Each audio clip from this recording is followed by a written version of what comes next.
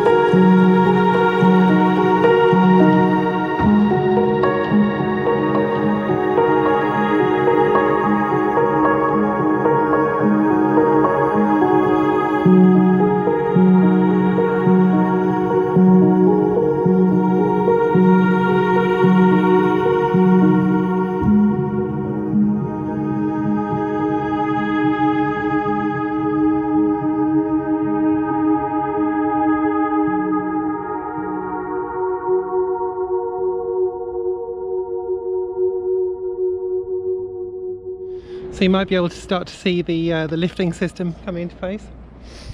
So these obviously are the shear legs, and they fit together with these 3 bolts. There's a single bolt. I need to tighten these up, of course.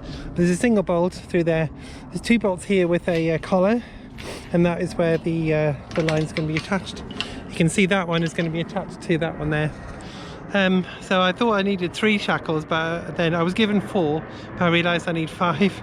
I don't know how I managed to count. So I need 1 for here, I need 1 for there, I need 1 for the top, sorry, and I need 2 for the deck fittings.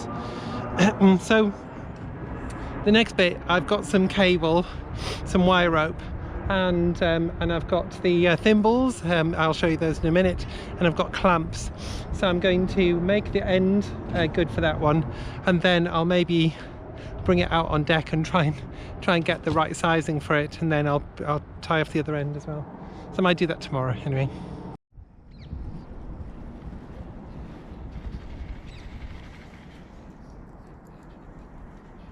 So I spent last night making up the rest of the cables that are going to be the lifting gear on the mast, and they're here. So they have all of the ends on, although I'm going to move some around because these need 4 on, actually I've just calculated. So yeah, so I was going to put those on the well, rig up the mast and everything today. That means walking around on the roof, which might be a bit of a problem because this happened overnight.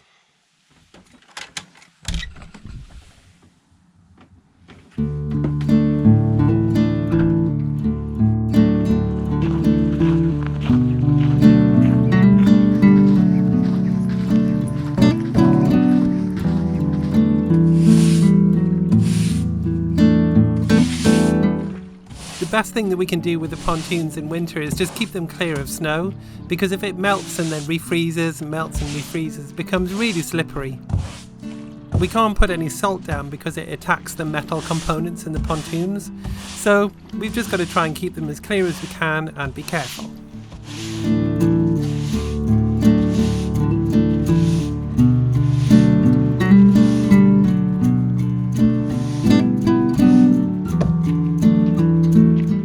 Even in the snow, Bertie loves watching the world go by sitting out on deck. He's a tough lad.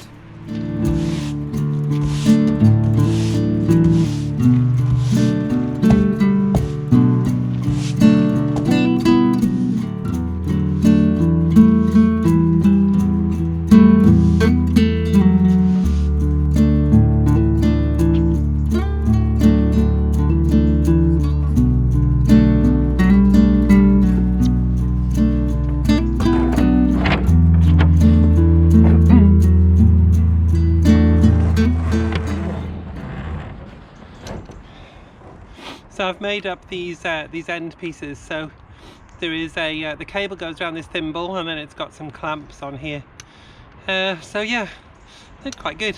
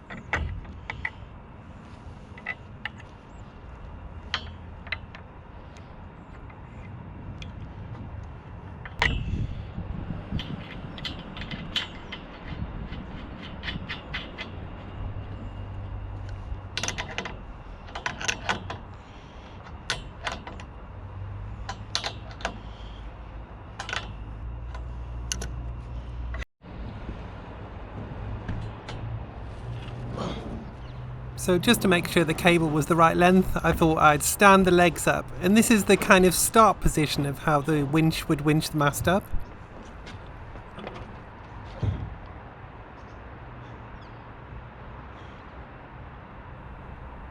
Now I've got it to the top, and I'm kind of thinking, right, that's great, but how am I going to get it down again?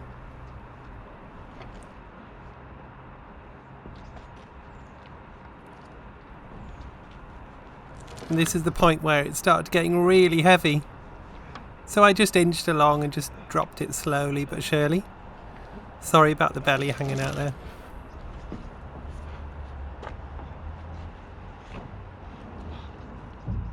Oh, that's so heavy.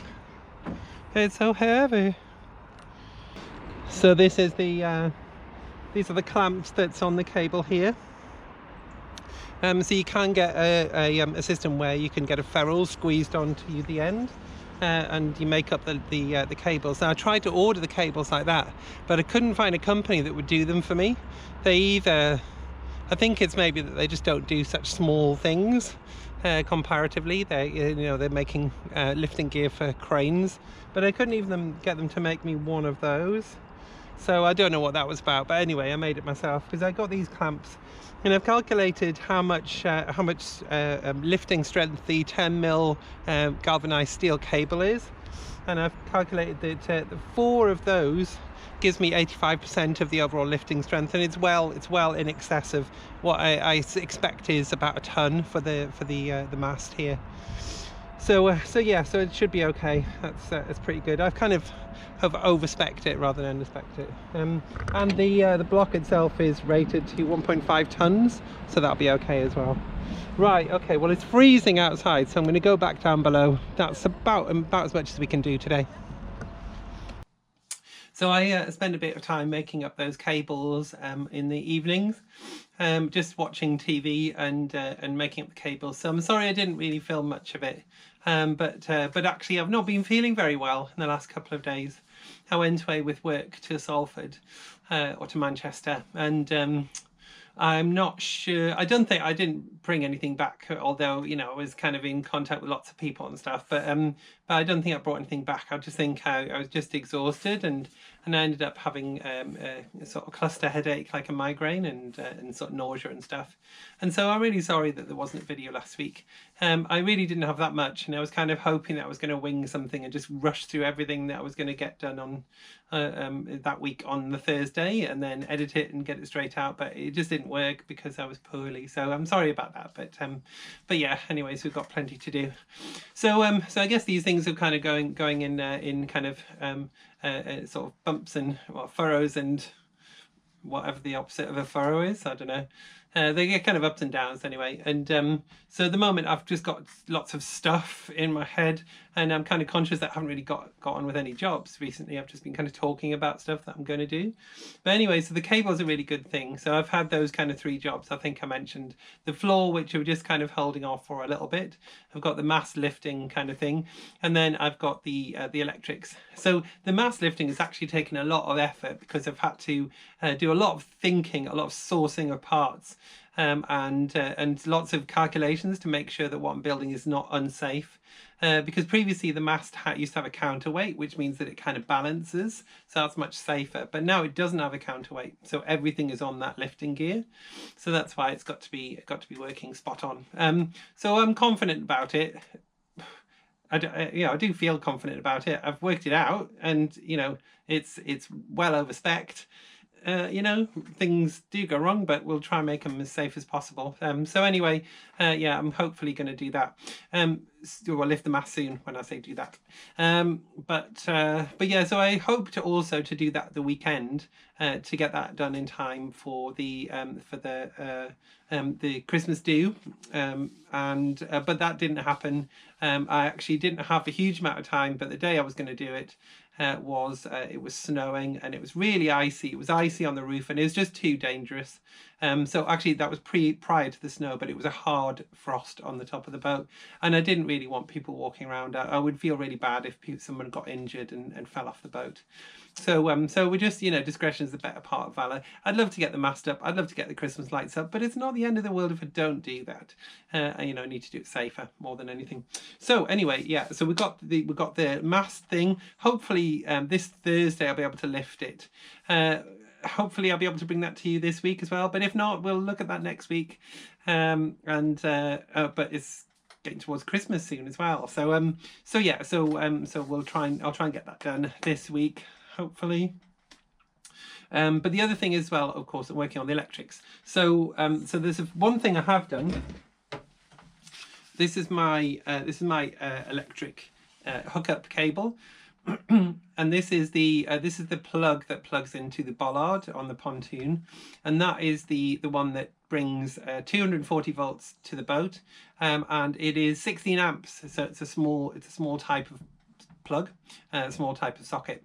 However, my boat is going to be 32 amp ready, and I think I might have talked about it in a previous video. However, 32 amp really means that I can draw more power, so every appliance uses a certain amount of amps, and so I can run my when I have one, a washer dryer, the coffee machine, TV, all of that kind of stuff, and it won't cut out.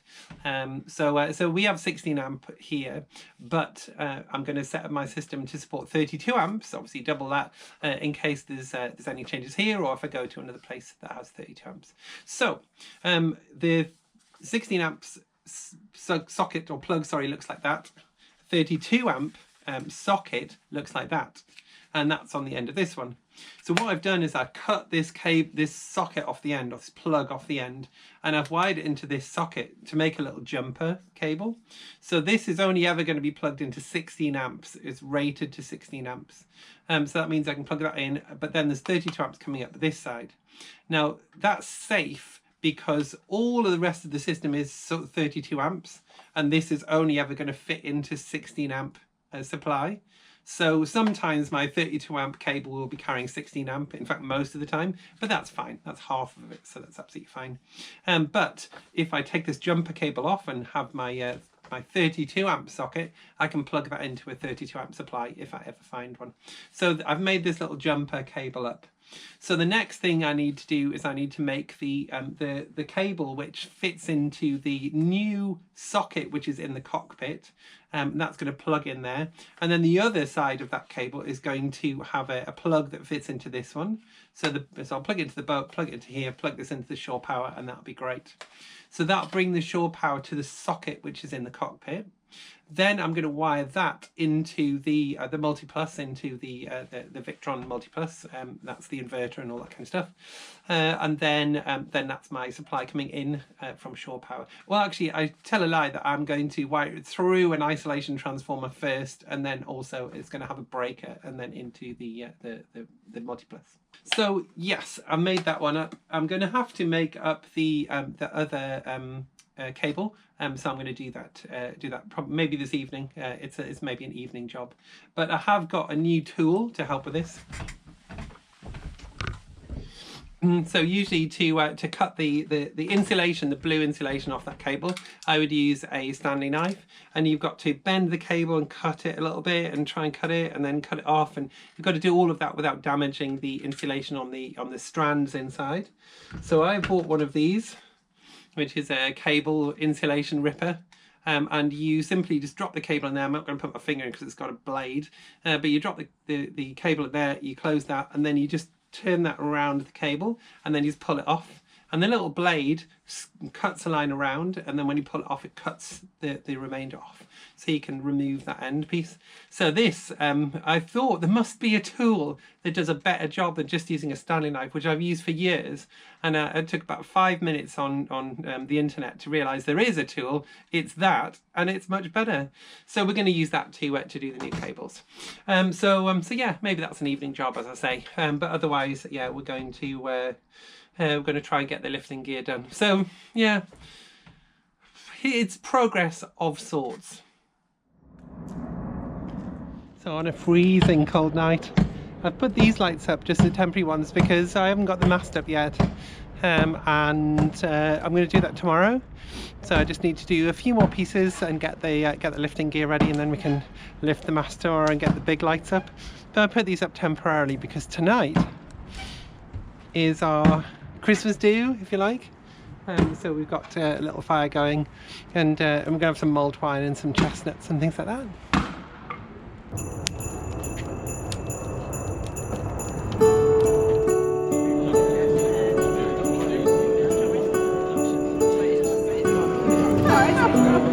I'll be quickly.